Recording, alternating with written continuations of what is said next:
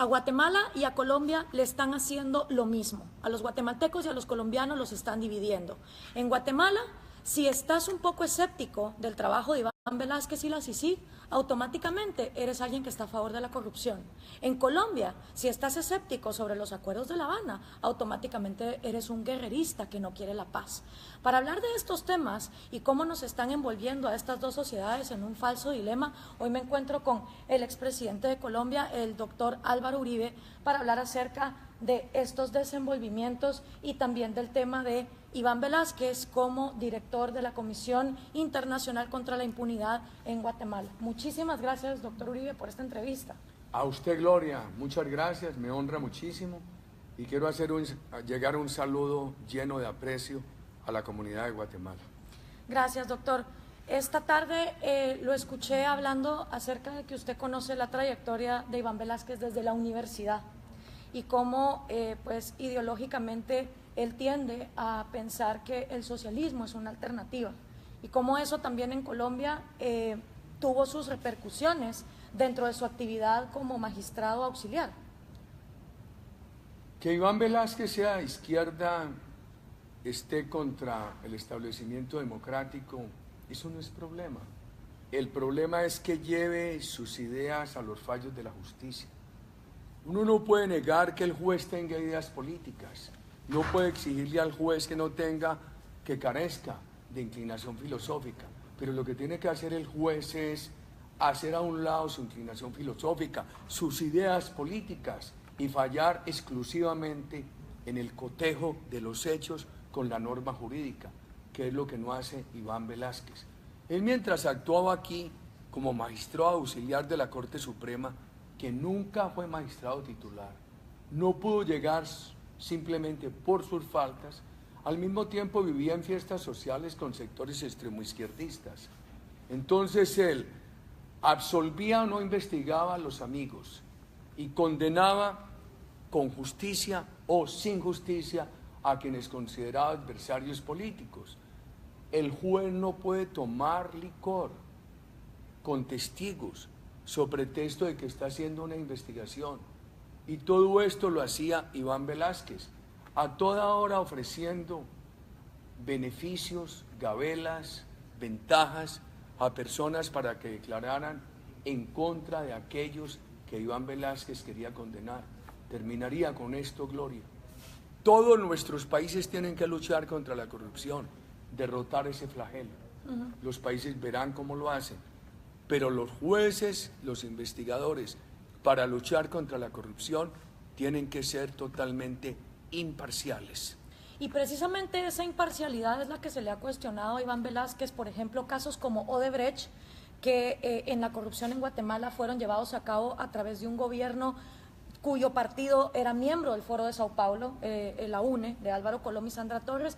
El caso de Odebrecht no hay manera que prosiga, al igual que otros casos. Sin embargo, está habiendo arrestos y está habiendo prisión para empresarios, militares, a los que luego nunca se les inicia el juicio y estas personas pasan en la cárcel 2 hasta 3 años, llevan ya sin que se haga esa justicia. ¿Este comportamiento era igual de Iván Velázquez aquí en Colombia? Yo no quiero hablar sobre el tema interno de Guatemala, lo hago por infinito respeto por Guatemala. ¿Qué pasó en Colombia?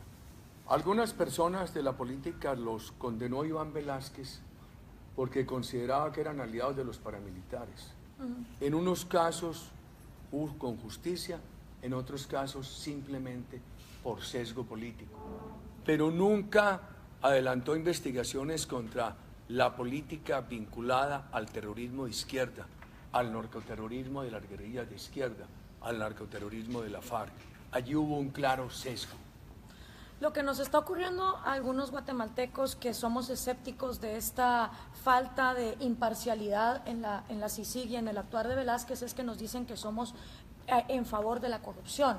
o que estamos a favor del actuar del presidente Jimmy Morales. Y resulta que habemos algunos que podemos ver fallos tanto en el proceder de Iván Velázquez y de la CICIG como fallos en el proceder de Jimmy Morales y su gobierno. Pero veo algo similar en Colombia. Resulta que el colombiano que se atreve a cuestionar los acuerdos de La Habana es tildado de guerrerista, es tildado de alguien que no quiere la paz. ¿Por qué los acuerdos de La Habana no son precisamente sinónimos de paz para Colombia? La impunidad total es la partera de nuevas violencias. ¿Qué ha pasado con el grupo terrorista FARC? Primero, los responsables de delitos atroces no fueron un día a la cárcel. Nosotros no pedimos largas condenas, pedíamos condenas alternativas.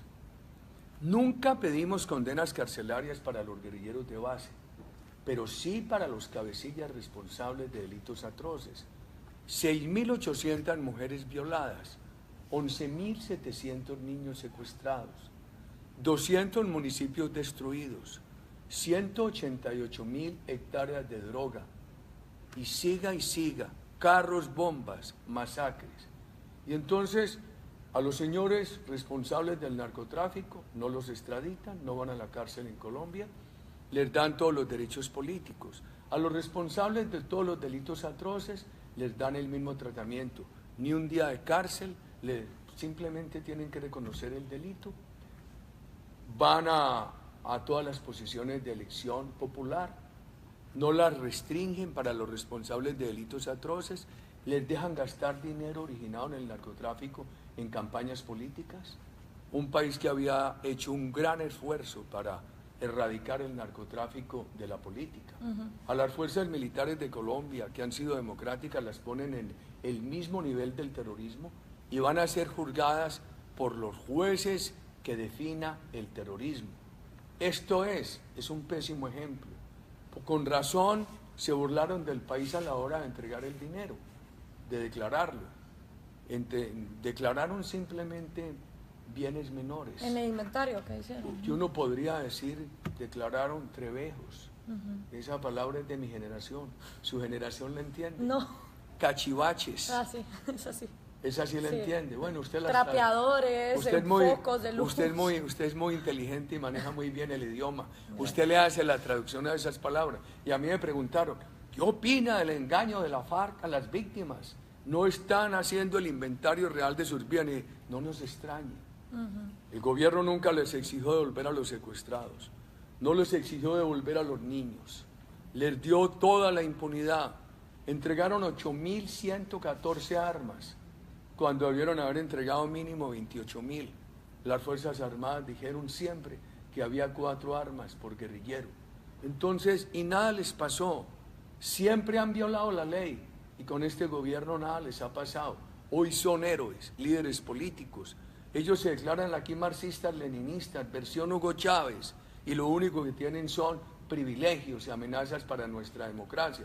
Así que nada nos extraña. Por eso nosotros estamos dando esta lucha, nunca contra la paz. La estamos dando contra la madre de nuevas violencias, que es la impunidad. La estamos dando para que Colombia no sea una segunda Venezuela. Precisamente vamos a eso, porque creo que los colombianos están ahorita tan sumergidos en las repercusiones que esto tendría para Colombia, que no se han dado cuenta de las repercusiones que tendría para el resto del continente. No es ningún secreto que el socialismo del siglo XXI está en crisis desde que los precios del petróleo cayeron. Tampoco es secreto que hay una relación muy estrecha entre la dictadura chavista que hoy preside Maduro con las FARC. A mí me preocupa que si las FARC son blanqueadas en Colombia y son investidas de esta impunidad y llegan a gobernar, el dinero del narcotráfico, el dinero de las drogas, venga a suplir ese vacío que dejó la caída de los precios del petróleo y así poder seguir sosteniendo financieramente este régimen del socialismo del siglo XXI para que se siga expandiendo como un cáncer en otros países. ¿Cómo lo ve usted, doctor? Primero hablemos del narcotráfico y del fracaso de Venezuela después y del mal ejemplo. El narcotráfico no solamente empezó a financiar al gobierno de Venezuela después de la caída de los precios del petróleo, sino antes. Yo recuerdo que cuando el gobierno nuestro, con la ayuda de los Estados Unidos, puso en marcha la interceptación aérea para interceptar vuelos ilegales, al año siguiente aparecía que los vuelos ilegales del espacio aéreo colombiano se habían trasladado al espacio aéreo de Venezuela y estaba el petróleo a 100, a $140.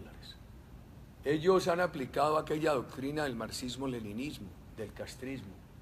Para avanzar hacia el poder todo vale. Para ellos vale, para avanzar hacia el poder, engañar la democracia, utilizar el fusil, asesinar a los seres humanos, secuestrarlos, torturarlos, robar, asaltar, actuar con el narcotráfico. Colombia les está permitiendo hoy hacer eso, se los ha premiado.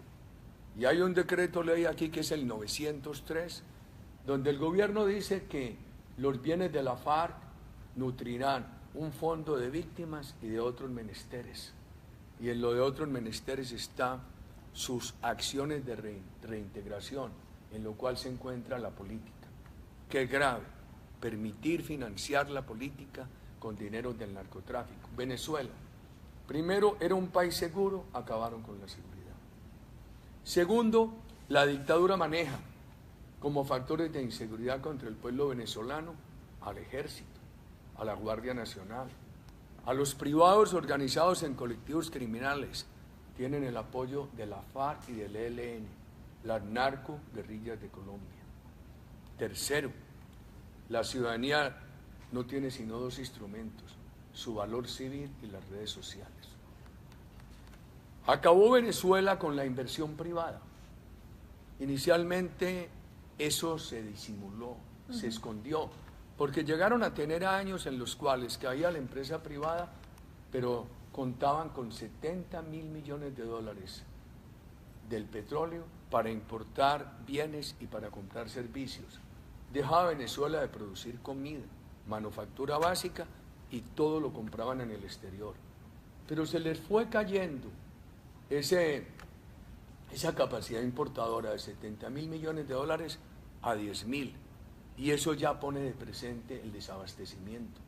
Que nos quede claro lo siguiente: un país que quiera hacer política social necesita un gran dinamismo de empresa privada.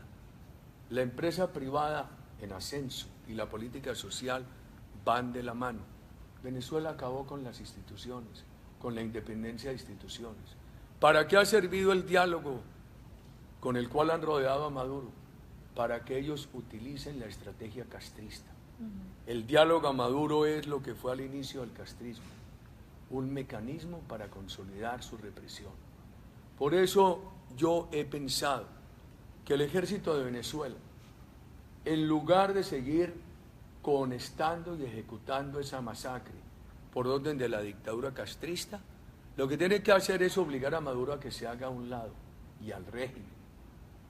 No para que las Fuerzas Armadas tomen el poder, sino para que con la presidencia de la Asamblea Nacional inmediatamente se convoque a una elección general, transparente, sufragio universal, que le permita a Venezuela tomar el rumbo democrático.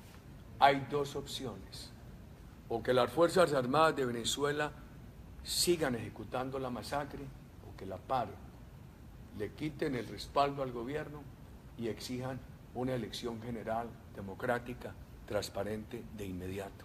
Muchísimas gracias, doctor Uribe, por esta entrevista y en estas palabras finales para los colombianos. El cuestionar los acuerdos de La Habana no los hacen a ustedes ni guerreristas ni en contra de la paz.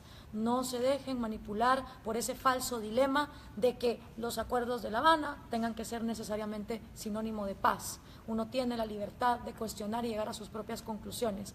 Y a mis compatriotas guatemaltecos, el cuestionar la parcialidad con la que Iván Velázquez persigue ciertos casos de corrupción no lo hace a uno un guatemalteco que quiera más corrupción, simplemente lo hace a uno un guatemalteco que está buscando que la CICIG cumpla su mandato, y el mandato de la CICIG es fortalecer el organismo judicial nacional, y desde los 9 años que lleva la CICIG de estar en Guatemala, el organismo judicial de Guatemala sigue débil, sigue corrupto y sigue frágil. lo único que se ha empoderado es precisamente a la figura de la CICIG, y esos personalismos están dañando. El cuestionar eso tampoco hace que uno aplauda al régimen de Jimmy Morales, que también ha cometido sus fallos y ojalá enfrente la justicia por las acusaciones de financiamiento ilícito que su partido está enfrentando.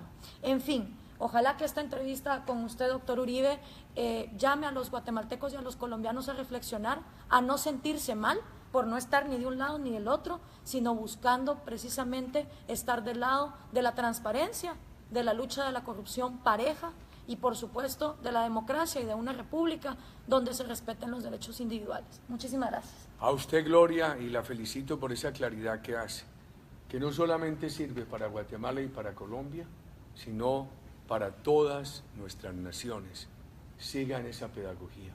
Y a los ciudadanos de Guatemala y a mis compatriotas colombianos, un saludo lleno de aprecio. Me honra mucho haber podido responder unas inquietudes de Gloria Álvarez y escucharla, una de las voces en defensa de la democracia.